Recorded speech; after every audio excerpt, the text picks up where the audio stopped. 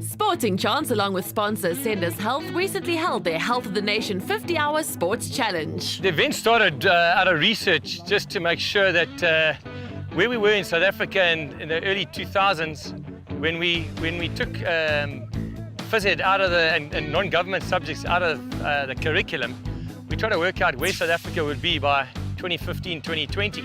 And that's how the event came about. Research showed us that we need to get our kids active and fit, and what we were doing was taking phys ed out of the curriculum rather than adding more value to it. So we're into our 8th year running this program throughout South Africa.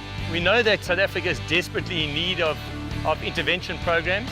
Research has shown us now that we are the fattest nation in Africa. We're the 3rd fattest in the world. Obesity is no longer, the guys talk about heart attacks and strokes. It's no longer that. It's all about obesity and sugar diabetics. So that's where we are as a nation. And I think governments also realized that that a lot of money is going to be spent in the future paying bills, hospital bills, and building more hospitals rather than investing into the children to get them fit so they don't actually have to pick up that cost. Okay, there are 2 components here. There's physical activity and sport. Physical activity is just exercising, walking and gentle running, etc. Sport is what you talk about, your sporting codes as such. That's the one component. The other component is there's a difference between sport and becoming physically active, etc. What is vital is nutrition, is your diet. Because it doesn't matter how fit you are and how far you run and how much you train, if you've got the wrong diet and you're feeding your body incorrectly, you're not going to lose weight and become fit as such.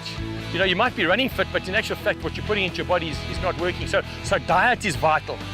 But we also know that when you talk to a sportsman, you know that there's a positive vibe. You know full well that research has shown that in the schools that are performing, that those schools academically have just improved.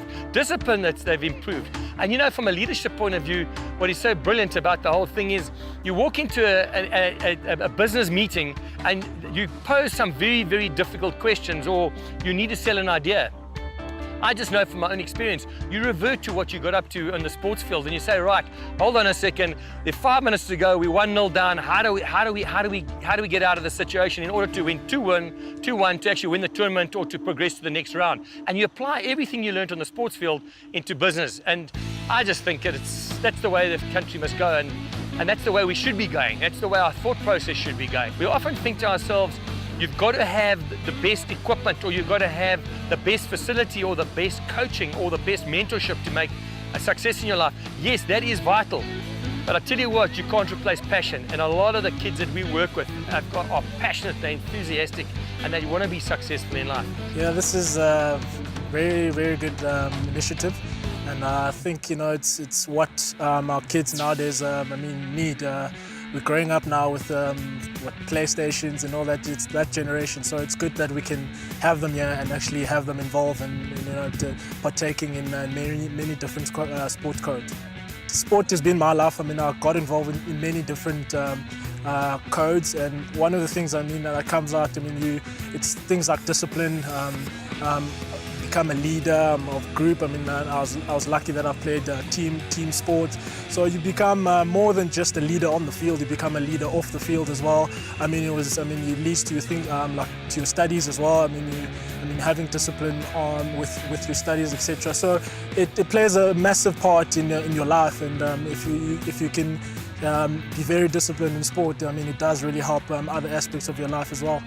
For me, it's always been getting involved in many different sports codes as I could. You never know which one is your best until a later age, unless you mean the exceptions of say guys like Kagiso or Quinton. But generally, you try as many as you can, and obviously, if you're enjoying yourself, you kind of know which one is your best, and you start following that one a lot more in your life.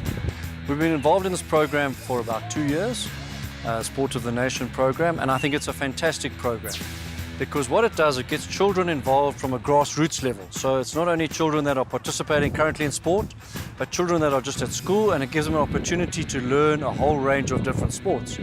And I think from that, if you're able to identify the star performers, you can take them up to another level. I've played sport my whole life. I was very, very active in sport at school, and I played sport ever since.